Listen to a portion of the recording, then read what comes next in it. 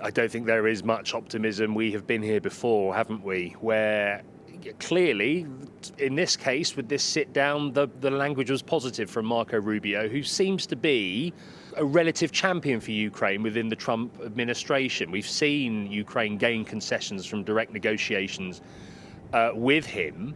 But this has been a bruising week for President Zelensky. He has lost his chief of staff from a corruption scandal that won't go away. And, what is interesting is, his position is weaker.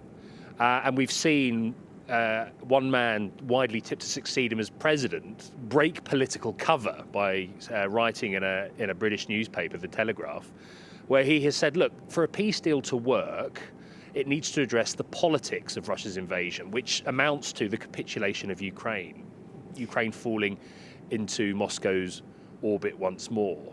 And because that is unlikely, because even if you allow Russia to keep the territory it's taken, the ambitions of Vladimir Putin, he argues, won't go away. So what Valery Zaluzhny argues for, what many Ukrainians argues for, is what are called security guarantees from America, ideally. That is what Kyiv wants. He calls for NATO membership for Ukraine, even the stationing of nuclear weapons inside Ukraine. But we've already heard Lindsey Graham, a seasoned Republican, rule that out. It's very hard to see the Trump administration go for that as well. That is something the Kremlin would very much call a red line.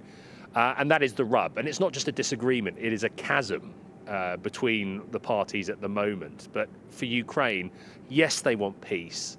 Yes, they want this war to end. But if there is anything, as they see it, that would allow Russia to reignite its invasion, then they see the only alternative is to keep fighting, despite the ongoing losses. Sure. Andriy Yermak, he's been key in negotiations, but hasn't been part of these. How will his absence change the dynamic as they speak with their American counterparts? It's interesting, isn't it? When we looked at the pictures of the meeting starting, you could see Rustem Umerov. He's a former defense secretary. He, in the words of someone I heard today, he speaks American. He speaks English with an American twang.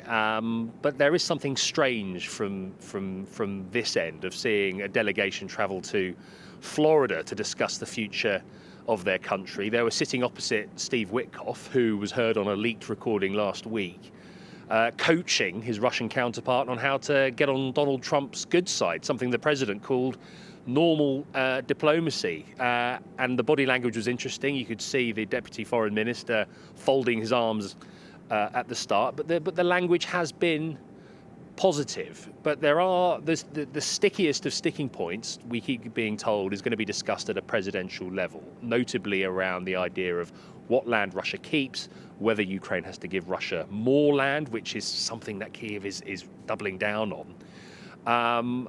And so for President Zelensky to travel to the US, you imagine it would be to sign something. But Donald Trump has previously said he would only host him if Vladimir Putin came as well, and how that would work, where that would take place. There are still a whole host of unanswered questions. So Zelensky will head to Paris tomorrow to meet Emmanuel Macron to talk more peace. Steve Witkoff, the US senior envoy, will travel to Russia this next week as well, we're told, and we wait to see what the Russian side's latest position might be.